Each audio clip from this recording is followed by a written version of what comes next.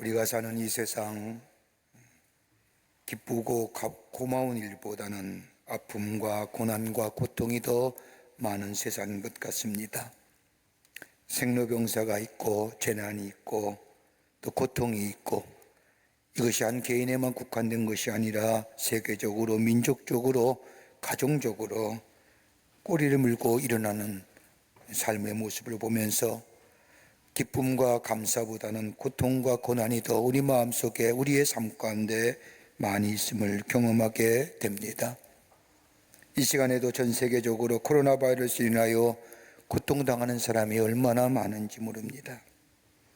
이러한 삶의 고난과 고통은 우리의 삶 속에, 사회적으로나 우리의 개인적인 삶 속에 엄청난 파장을 가져올 뿐만 아니라 우리의 삶의 질서가 송두리째 뒤바꿔 놓음을 보게 됩니다. 이럴 때마다 이런 일이 왜 일어났을까? 특별히 나는 특별하게 이 고난과 고통에 잘못한 일이 없는데 왜 나에게는 이런 일이 일어났을까? 내가 지은 죄도 아니고 내가 스스로 선택한 것도 아닌데, 그런 의문이 우리 가운데 들을 때가 있습니다. 유대인 랍비며 저 보스턴에서 유대 공동체를 이끈 해널드 쿠시너라고 하는 사람이 쓴 책 가운데 왜 착한 사람에게 나쁜 일이 일어날까라고 하는 책이 있습니다. 그 책은 자신의 아들이 죽음에 관하여 기록한 책이고 나중에 고난과 고통에 대하여 대답하는 책입니다. 평범한 유대인의 랍비로서 주어진 일에 최선을 다하던 그에게 아들이 하나 있었는데 3살이 되던 해부터 이상한 증상이 있음을 발견합니다. 다름 아닌 조루증입니다. 이 조루증이 자신의 사랑하는 아들에게 생긴 겁니다. 시간이 지나면서 나이가 들면서 온몸이 오그라들었고, 머리는 벗겨졌고, 치아는 빠졌고, 피부는 가죽처럼 변하여 주름이 잡힙니다. 그렇게 노인의 모습으로 14년간을 살다가 죽었습니다. 아들의 육자 이 쿠시는 하나님 앞에서, 하나님 왜 내게 이런 일이 일어나야 됩니까? 내가 뭘 그렇게 잘못 살았다고요? 도대체 이런 일이 왜 나에게만 일어나야 됩니까? 라고 한없이 하나님을 향하여 물음을 던집니다. 그토록 사랑하는 아들이 왜 죽어야 하는지, 그 아들이 무슨 잘못을 저질렀기에, 아니 내가 무슨 죄가 있었기에 이런 고통이 내게 와야만 하며 우리 아들이 그렇게 죽어가야 하는지, 쿠시노는 끊임없이 하나님 앞에 이 질문을 던지는 어느 날 하나님께서는 쿠시노에게 아들의 죽음에 대하여 이해시키십니다. 그리고 쓴 책이 왜 착한 사람에게 나쁜 일이 일어날까? 그는 그 책에서 이렇게 자신이 당한 고통에 대하여 얘기합니다. 나는 아들의 삶과 죽음이 있었기에 더 민감한 사람이 되었고 더 따뜻한 카운슬러가 되었습니다. 만약에 내 인생에 내 아들이 없었더라면, 아들의 죽음이 없었더라면 모든 정신적인 성장과 기쁨을 포기한 채 세상을 살았을 겁니다. 나는 아들의 눈물과 고통을 통하여 많은 것을 얻었습니다. 아들의 죽음은 나로 하여금 절망과 실망의 늪으로 빠진 것이 아니라 나로 하여금 한층 더 성숙한 사람으로 만들었습니다라고 적고 있음을 읽을 수가 있습니다. 조셉 솔로베이치크라고 하는 사람은 착한 사람이 왜 고통을 당하는가, 왜 고난을 당하는가에 대하여 신학적으로, 성서적으로 해석하면서 몇 가지의 답을 내놓습니다. 왜 고통당하느냐, 왜 착한 사람이? 하나는 품성을 높이기 위해서 고난이 다가온다는 겁니다. 아프면서 큰다는 말처럼 고통을 통하여 인격의 그릇이 깨끗해지고 성품이 한층 더 높아진다는 겁니다. 또 하나 있다고 한다면 교만함을 제거하기 위해서 하나님이 고난을 주신다는 겁니다. 교만은 고난을 통하여 겸손의 자리에 내려갑니다. 하나님은 때로는 교만으로 귀를 막고 살아가는 사람들에게 고난이라고 하는 확성기를 통하여 하나님의 음성을 들려주십니다. 또 하나 있다고 한다면 구체적인 믿음을 갖게 하시기 위해서 고난을 주신다는 겁니다. 전에 형식적으로 믿던 사람이 어려운 일, 고난을 통하여 믿음이 바로 세워지고 체험적인 믿음, 구체적인 믿음이 가질 뿐만 아니라 그 믿음이 신학화되고 그 믿음이 실천화되고 그로 인하여 열매와 통하여 더욱더 확실한 믿음의 자리에 서게 하시기 위해서 고난이라는 것을 주신다는 겁니다. 또 하나 있다고 한다면 시야를 넓혀 주시기 위해서, 나만 알았던 이 좁은 시야가 내가 고난과 고통을 당함으로 다른 사람의 아픔을 헤아릴 줄 알고, 나만 알았던 나의 삶의 모습이 고난을 통하여 다른 사람의 고난에 동참할 수 있게끔 시야를 넓혀주는 이 위하여 고난을 주신다는 겁니다. 그러면서 말하기를 다름이 아니라 인간의 고난은 인격 결함의 수리장이다 라는 거예요. 오늘 본문의 말씀을 보십시오. 오늘 본문의 말씀은 예수님께서보다 6개월 먼저 이 땅에 와 하나님 나라와 더불어 예수님의 증거한 사람 세례 요한에 관한 말씀입니다. 그에게는 특별한 사명이 있었습니다. 예수님께서 오시는 길을 예비하는 사명이었고, 이 사명을 위하여 광야에서 외쳤고 예수님을 만났고 예수님에게 세례를 베풀었을 뿐만 아니라 예수에 대하여 증거했고 하나님의 음성을 들었을 뿐만 아니라 자신을 따르는 자신의 제자들을 예수님께 물려드렸던 사람입니다. 예수님이야말로 하나님의 아들이요 구약 성서에 예언한 이 메시아일 뿐만 아니라 그리스도시요 이 세상을 구원하실 구원자로 확실하게 이 세례 요한은 믿었습니다. 그렇게 예수님을 증거했던 세례 요한, 헤로드 왕의 시기로 인하여 그만 옥에 갇히고 맙니다. 전설에 의하면 타락하고 음탕한 헤로드 왕국의 지하에 갇혔습니다. 궁중의 저 감옥 위에는 온갖 환락과 타락의 소리를 들으면서 지하의 감옥에 갇혀있던 세례 요한, 그의 고생이 어느 때 끝날지 모릅니다. 감옥 생활이 오래 지속되자 세례 요한이 마음이 흔들립니다. 그리고 사람을 보내어 예수님께 묻습니다. 그것이 마태복음 11장 3절 말씀에 오실 그 이가 당신 오니까 아니면 우리가 다른 일을 기다리오리까. 이 말씀에는 성서학자들마다 해석이 다르는데 두 가지 상반된 해석이 담겨져 있습니다. 하나는 세례 요한은 영광의 메시아만 생각하고 고난의 메시아는 생각하지 못한 나머지 예수님의 고난당하심이나 자신의 고난에 대하여 왜 이 메시아가 이 땅에 오셨는데 왜 고난당하느냐, 메시아가 내 부족으로 인하여 마음이 흔들렸다는 이야기고, 또 하나의 해석은 세례 요한의 제자들이 아니 그렇게 외쳤던 예수님의 메시아가 이제 오셨는데 당신이 그 예수를 외쳤는데 지금 당신이 갇혀 있으면 이 자리에 오셔서 당신을 위로하며 방문하며 수고했다 이제 그만 나오라 이래야만이 메시아가 아닙니까? 왜 그냥 계시는 겁니까? 왜 고난당하게 하시는 겁니까? 왜 돌아보지 아니하시는 겁니까? 그게 바로 오실 그이가 당신이 오니까라고 하는 질문이죠. 이 질문에 우리 예수님은 마태복음 11장 4절 말씀에 예수께서 대답하여 이르시되 너희가 가서 듣고 보는 것을 요한에게 알리라. 너희가 본 것과 든 것을 요한에게 사실대로 말하라는 겁니다.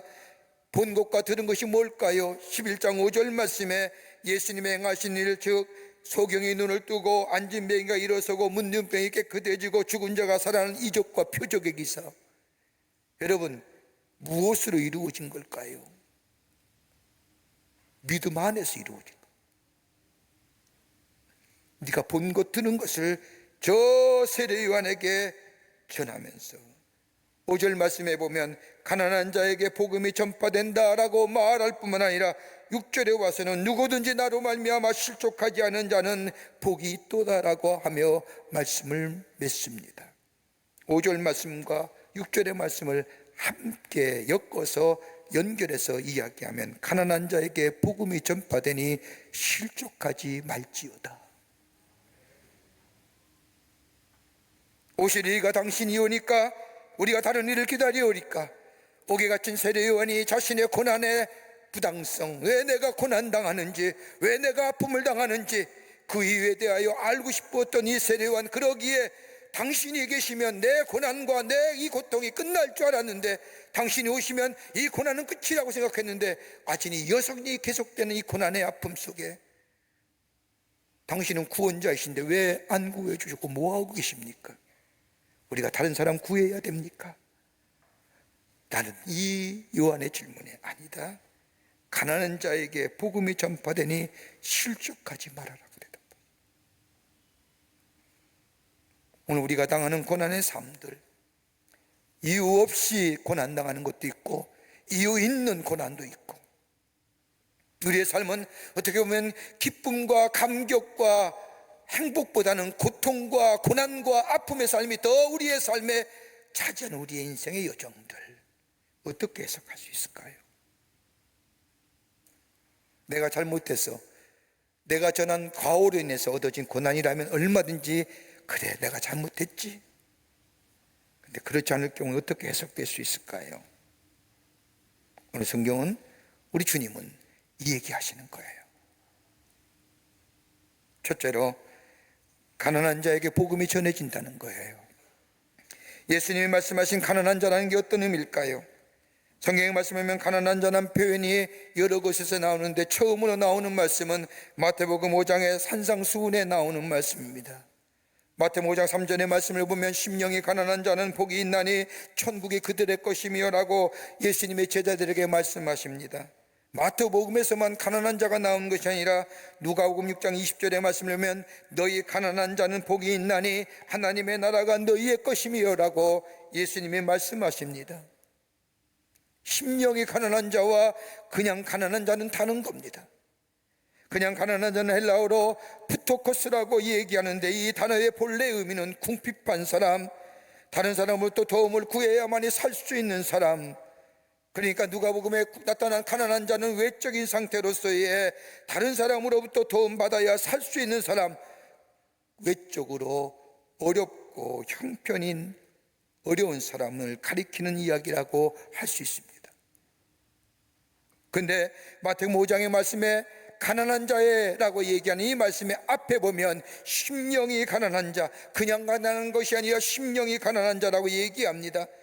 여기서 심령이 가난하다는 것은 물질의 가난을 얘기하는 것이 아니라 죄를 깨닫고 절망적인 상태, 영혼의 가난한 상태를 말하는 겁니다. 구원을 갈망하는 상태, 나를 구원하시는 하나님밖에 없음을 고백하는 자, 하나님이 나의 구원자 되심이, 내 곤고함과 내 삶의 어려움과 내 상편을 하시는 우리 주님임, 그분만이 우리의 구원자 되시며 하나님 앞에 구원을 갈망하는 자, 그런 자에게 복음, 기쁜 소식이, 구원의 소식이 전해질 뿐만 아니라 저로 하여금 실족하거나 넘어지거나 쓰러지지 않는 삶으로 하나님이 삼아 주신다는 거예요.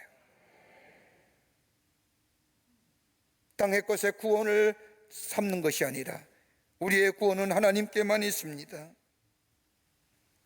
가난한 자에게 복음이 전파되니 실족하지 말아라고 하는 말씀은 이제 감옥문이 열릴 것이다, 내가 여기 왔으니 너같이 의롭게 또 힘들게 복음을 전해다가 감옥에 갇힌 사람은 나올 것이다, 걱정하지 말아라, 자유의 몸이 될 것이다, 이 얘기가 아니라 비록 너의 삶이 고난 가운데 있다 할지라도 이 고난의 구원자는 오직 하나님만이 되신다고 하는 구원의 갈망을 가지고 하나님을 바라보는 자, 그런 자에게 하나님은 구원의 기쁜 복음이 전해지고 자유케 하시는 역사가 일어나며 넘어지지 아니하는, 실족하지 않는 역사가 일어난다는 겁니다. 여러분, 다윗처럼, 다윗의 시편을 보면 얼마나 다윗이 갈망했습니까? 여러분, 이새의 아들로서 다윗이 기름 부음 받은 지 몇 년이 지난 후에 왕이 오른 줄 아십니까? 무려 22년의 세월이 지나요. 형들과 함께 다윗이 기름 부음 받으면 이스라엘의 그 즉시 왕위에 오를 줄 알았는데 그로부터 22년이 지난 후에 비로소 저 유다족 속의 왕이 됩니다. 여러분, 22년 동안 다윗의 생애를 보십시오. 마냥 좋은 생이었습니까? 그가 유대의 왕이 되어 이스라엘 백성을 다스릴 쯤에 22년의 세월을 뒤돌아보면 그는 고난의 시간이었습니다. 성경 말씀을 보면 곳곳에 하나님을 향하여 하나님 왜 이렇습니까? 왜 내가 고난당하고 내가 왜 아픔이 당해야 됩니까? 그러면서도 불구하고 다윗의 위대한 점은 그 고난 가운데 하나님 앞에 구원을 갈망한 겁니다. 시편 40편의 말씀을 보면 내가 여호와를 기다리고 기다렸더니 귀를 기울이서 나의 부르짖음을 들으셨도다 라고 고백하며 하나님 앞에 간절히 구원의 열망을 가지고 하나님 앞에 부르짖었더니 하나님께서 나를 기가 막힌 웅덩이와 수렁에서 건져주셨느니라. 하나님을 간절히 사모했더니 땅의 것에 구원의 여망을 삼는 것이 아니라 하나님을 향하여 심령이 가난하게 되어 하나님 앞에 구원을 열망했더니 하나님이 나를 구원해 주셨다는 겁니다. 가난한 자에게, 하나님 앞에 심령이 가난한 자, 하나님 앞에 구원을 갈망하는 자는 복음이 들려지고, 그 복음은 뭐예요? 자유케 하시는 역사가, 구원하시는 역사가 일어나게 됩니다. 그 얘기하시는 거예요. 두 번째는 고난은 우리로 하여금 믿음으로 사는 법을 배우게 하신다는 겁니다. 가축의 목에 갇혀있는 세례요한이 예수님께 오실 의의가 당신이 오니까 우리가 다른 이를 기다리오리까 하는 물음에 예수님은 가난한 자에게 복음이 전파되니 실족하지 말아라 하십니다. 우리 주님은 예수 믿는다고 해서 고난과 시련이 없을 것이라고 말씀하지 않으십니다. 하나님을 갈망하는 자에게 구원의 기쁨이 전하여진다고는 말씀하실 뿐만 아니라 고난이 우리로 하여금 우리의 믿음을 더 굳세게 하고 강하게 하신다는 겁니다. 그러니 실족하거나 넘어지지 말라는 겁니다. 역설적이잖아요. 여러분, 고난과 시련이 우리 가운데 오면 올수록 약해지고 무너지며 삶의 송두리째 부서지는 것이 고난과 시련일진데, 하나님은 반대로 고난과 시련이 올 때에 믿음의 사람들에게는 믿음을 더욱 굳세게 하고 강하게 하시는 기회가 된다는 겁니다. 이해가 되십니까? 여러분, 한번 보세요. 우리의 삶 속에 고난과 시련이 당하면 일반적으로 우리의 삶 가운데 일어나는 현상이 있습니다. 하나가 뭐냐? 불안해요. 고난과 시련을 겪으면서 우리가 알아왔고 믿어왔던 것, 우리의 삶의 원칙이, 이 알아왔고 믿어왔던 삶의 원칙이 있으면 내 삶에 승승장구하셨는데, 믿어왔고 알아왔던 삶의 원칙이 고난으로 인해서 한순간에 무너져 버리는 거예요. 나를 만들어 왔던 것이, 나를 지탱한 것이, 이것만 있으면 내 삶이 평안한 삶을 살겠다고 믿어왔던 것이 한순간에 무너지고 고난이 닥쳐오는 거예요. 그러니 뭐요? 불안한 거예요. 또 하나의 특징이 있어요. 혼돈이에요. 내가 이렇게 살면 된다고 생각했던 삶의 원칙과 방법이 무너진 거예요. 뭐로요? 고난 때문에. 고난과 시련이 우리의 삶 가운데 닥치면 그동안 나의 삶의 기준과 원칙, 그리고 방법들이 무너져 내리기, 이제 무엇을 어떻게 선택하며 어떻게 새롭게 세워질 컨퓨징한 거예요. 그러게 뭐예요? 당황스러운 거예요. 당혹스러운 거예요.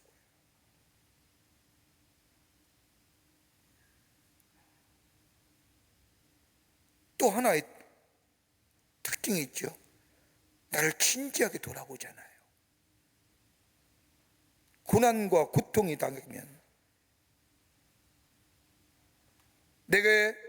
내가 붙잡고 있던 것들이 한순간에 깨어져 버리면 내 삶에 의지했던 것이 소용없음을 경험하게 됩니다. 그러면서 나 뒤돌아보잖아요. 내가 나의 삶의 여정 가운데 꼭 진정으로 붙잡아야 할 것이 무엇인가? 내가 진정으로 나의 삶 가운데 고난과 시련이 닥칠 때 더욱더 견고하게 할 것 무엇인가에 대하여 진지하게 고민하게 만들지 않습니까? 그러기에 밤잠 설치는 거죠.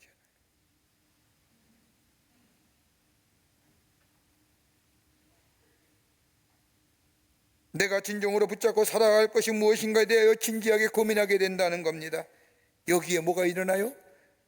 이걸 넘어서면 겸손함이 생기고 온유함이 생기고 다른 사람의 배려 생기고 다른 사람의 아픔과 다른 사람의 슬픔을 함께 긍휼히 여기며 컴패션 할 수 있는 거예요. 베드로전서 1장 7절의 말씀을 보면 너의 믿음의 확실함은 불로 연단하여도 없어질 금보다 더 귀하여 예수 그리스도께서 나타나실 때에 칭찬과 영광과 존귀를 얻게 할 것이니라. 여기에 불로 연단하여도라고 하는 단어가 등장합니다. 연단이란 단어는 헬라어로 도키모스라고 얘기하는데, 이 단어는 주로 세 쓰이는 단어입니다. 베드로가 이 서신을 쓸 때에 로마나 소아시아에 금세공업이 발달했을 것 같습니다. 순수한 금을 얻기 위하여 광물덩어리를 용광로에 집어넣고 열을 가하면 불순물이 빠져나가고 순수한 금만 남습니다. 그러면 금을 조사하던 사람이 도키머스 외치는 겁니다. 진짜 금이다. 불순물이 다 제거되고 순수한 금만 남는다는 겁니다. 고난은 바로 그런 거라는 겁니다. 우리에게 고난과 시련은 때로 우리를 하여금 절망하게 하고 좌절케 하는 것 같지만, 그 시련과 고난을 통하여 우리가 진정 내가 붙들어야 할 것이 무엇인가를 알게 할 뿐만 아니라 우리의 믿음을 정금같이 되게 하여 새로운 존재로, 믿음의 사람으로 세우는 귀한 기회가 된다는 거예요. 여러분, 성경 보세요. 성경 말씀을 보면 하나님의 구원의 역사에 크게 쓰임받았던 사람들, 하나님의 임재하심과 더불어 하나님과 함께 하심이 느껴지지 않는 골짜기를 얼마나 긴 시간을 보냈는지. 고난의 시간이지요. 여러분, 모세 보세요. 지난주에 제가 말씀드렸죠. 출애굽기 3장의 말씀을 보면 84세에 하나님의 부르심을 받아요. 그런데 모세가 이스라엘 백성의 구원의 열망을 가진 때가 언제예요? 40세예요. 성경 말씀은 출애굽기 2장에 나와요.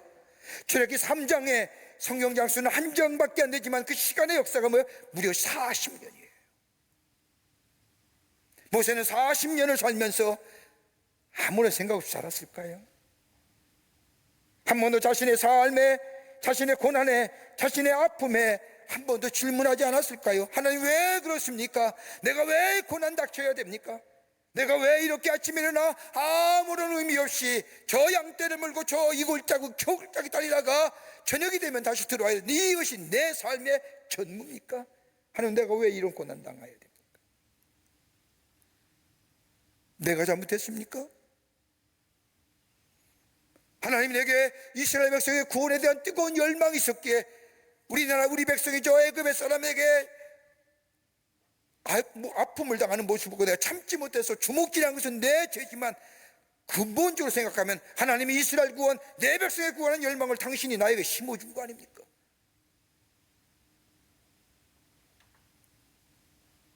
왜 질문 안 해주겠어요? 내가 정말 이기 됩니까? 그런데 하나님은 뭐예요? 그 40년의 긴 시간을 지난 후에 모세를 부르시잖아요. 그리고 하나님의 사람으로 세우고 이스라엘 백성의 구원을 애굽에서 이뤄내시죠. 여러분, 40년 동안 그 고난이 그를 뭐로 만들었을까요? 더욱더 믿음의 자리에 서게 하고, 저 양떼를 지키면서, 양떼를 인도하면서 목자가 어떤 사람인가 알게 하시고, 결코 버려진 시간이 아니었다는 거예요. 요셉은 어떠십니까?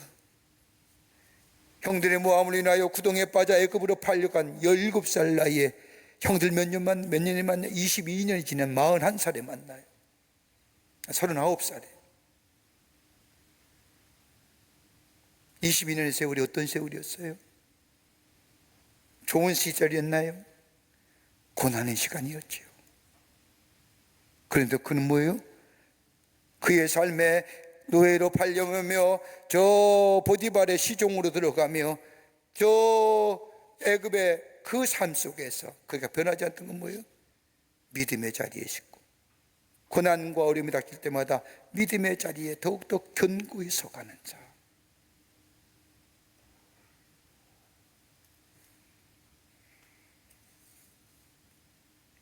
광야 같은 고난의 삶이었지만 저들은 그 가운데 뭐예요? 믿음으로 사는 법, 믿음의 자리에 서는 법. 하나님은 그를 통해서 뭐예요? 하나님의 위대한 구원의 역사를 이루어갔고 그의 삶에 축복해 주신 것을 보는 거예요. 해석의 방법이 달라지는 거예요. 끝으로 고난은 우리의 삶을 다르게 만들어 줍니다. 우리의 삶을 다르게 살도록 만들어 줍니다. 감옥에 갇혀 있는 세례 요한이 예수님께 오실 그이가 당신이 오니까 우리가 다른 일을 기다리오리까라는 이 물음에 예수님은 가난한 자에게 복음이 전파되니 실족하지 말지어다라고 말씀합니다. 고난은 우리로 하여금 새로운 삶의 방향과 의미, 목적을 만들어준다는 겁니다. 그러기에 실족하지 말라는 겁니다. 실망하지 말라는 겁니다. 여러분, 예수 믿는다는 게 뭘까요? 궁극적으로 변화예요. 새로워지는 거예요. 땅에서의 새로움이 아니라 우리의 생각과 우리의 가치관과 우리의 목적이, 우리의 삶의 의미가 달라지는 거예요. 세상의 가치관이 아니라 하나님 나라의 가치관으로 변해지는 거예요. 여러분, 예수 믿는다는 게 궁극적으로 우리의 삶 속에 삶을 다르게 만드는 요소가 뭘까요? 그 하나가 뭐예요? 하나님의 주권을 인정하며 사는 거예요. 하나님의 세상을 창조하시고 하나님의 뜻 가운데 이루어 가시며 하나님의 주관하신다는 사실을 믿는 거예요. 예외가 없는 겁니다. 큰 일을 하더라도 적은 일을 하더라도 모든 일이 다 하나님의 주권하에, 하나님의 인도하심에 Almighty God라는 거예요. 전능하신 하나님 앞에. 여러분, 다윗이 자신의 아들 압살롬을 인하여 반역을 인하여 다윗성에 나와 감난산으로 도망칠 때에 저 사무엘하 16장의 말씀을 보면 맨발로 도망가는 다윗을 향하여 시므이라는 사람이 저주하지 않습니까? 저주하게 할 때에 다윗의 부하들이 저거 죽이자고 얘기할 때 다윗이 뭐라고 얘기합니까? 사무엘하 16장 10절부터 11절 말씀을 보면 저가 저주하는 것은 여호와께서 저에게 다윗을 저주하라 하심이니 여호와께서 저에게 명하신 것이니 저로 저주하게 내버려둬라. 웬만하면 내가 죽일 수 있는데 하나님의 주권을 믿는 거예요. 하나님이 저주하라고 했으니 저주하지 어떻게 나에게 저주할 수 있겠냐는 거예요. 모든 것이 하나님의 능력과 하나님의 지혜 속에 담겨져 있다는 고백입니다. 이것이 예수 믿는다는 겁니다. 이게 그리스도인 되었다는 겁니다. 그러기에 일리일비 안 하는 거예요. 하나님의 역사 속에 내가 있습니다. 하나님의 주권하에 내 아래에 내가 있습니다. 그리고 믿음의 자리에 건거히 서가는 거예요. 두 번째는 그리스도 중심의 신앙입니다. 예수 믿는다는 것은 그리스도 중심의 신앙입니다. 하나님이 우리를 구원하시기 위해서 당신의 하나밖에 없는 아들 이 땅에 보내주시고 보내줄 뿐만 아니라 우리의 죄를 속량하시기 위해서 대속물로 주셔서 저 십자가에 죽으시고 3일 만에 부활하시고 그를 믿는 자마다 모든 자들에게 구원함을 주시는 그 십자가의 놀라운 사랑, 그 십자가 안에 담겨진 하나님의 사랑, 그 사랑의 마음을 읽으며 살아가는 사람, 그 십자가의 사랑으로 충분한 거예요. 그러기에 나를 향한 하나님의 사랑을 매일매일 경험합니다. 그 사랑이 나를 풍요롭게 하고 풍성케 합니다. 그 사랑이 내 안에 있음을 알 뿐만 아니라 깨달을 뿐만 아니라 이 사랑을 다른 사람에게 전하여 줍니다. 증거하며 삽니다. 제가 얼마 전에 우리 지방에서 함께 목회하시는 목사님을 만나서 이야기하는 가운데 아이를 데리고 왔다고요. 데리고 왔습니다. 애들이 참 이뻐요. 기집애가 여자애들이에요. 여자애들인데 그렇게 이쁠 수가 없어요. 머리가 이게 길고요. 그래서 이뻐서 참 너 이쁘다. 아이고 이렇게 여자애가 이렇게 이쁘냐. 물론 여자가 다 이쁜 건 아닙니다만은 참 이쁘다. 이렇게 했더니 아니 고개를 손을 툭 뜨시니 나 여자 아니에요. 남자예요. 머리가 이렇게 길었는데 그럼 왜 네가 근데 머리를 왜 길러? 그랬더니 그 엄마가 하는 얘기가 제가 큰 감동과 은혜를 받았어요. 목사님, 그 셋이 다 남자예요. 근데 왜 남자애가 머리를 길러요? 그랬더니 이 사모님이 하시는 말이 저의 형편이 넉넉지 못해서 남들에게 도와줄 수 있는 일은 별로 없지만 또 물질도 없지만 우리가 한 번은 소아암으로 혈액암으로 고생하는 소아암 어린이 병동에 갔는데 애들이 머리가 없더라고요. 그때 와서 우리가 가족이 은은하기를 우리가 특별히 저들에게 도울 일 없지만 우리가 머리를 길러서 우리의 머리를 잘라 저들에게 주자. 그래서 기른 거예요. 거기 뭐 염색도 안 해요. 생머리 그대로. 파마 안 했어요. 머릿결 상할까 봐. 그렇게 머리를 길러서 다음 주에 자른다는 거예요. 그리고 그 머리를 소아암병원에 갖다 준다.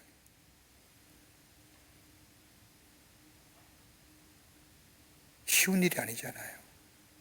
근데 아이들은 그것을 기쁘게 받아들이는 거예요. 놀림을 받더라도 우리에게 그 사랑이 있냐 이거예요.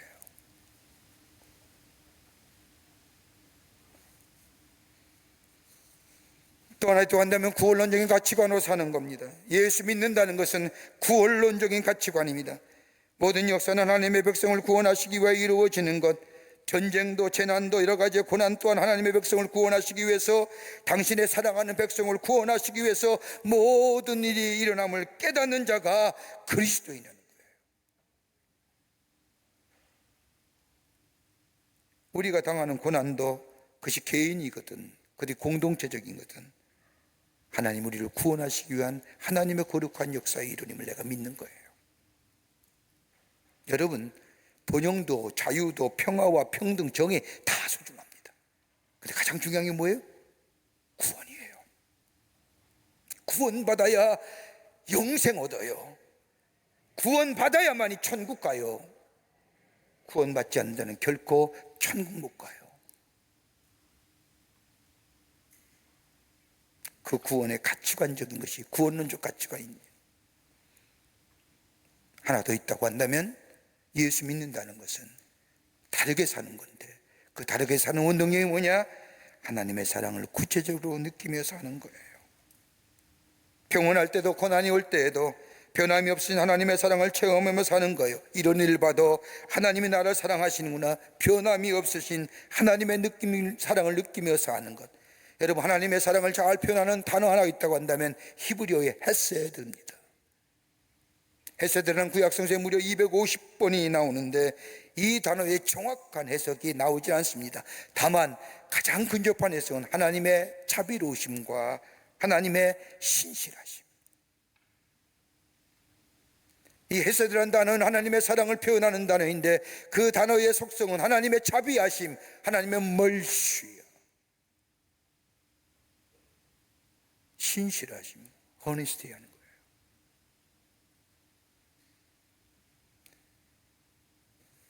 이것이 하나님의 사랑이라는 거예요.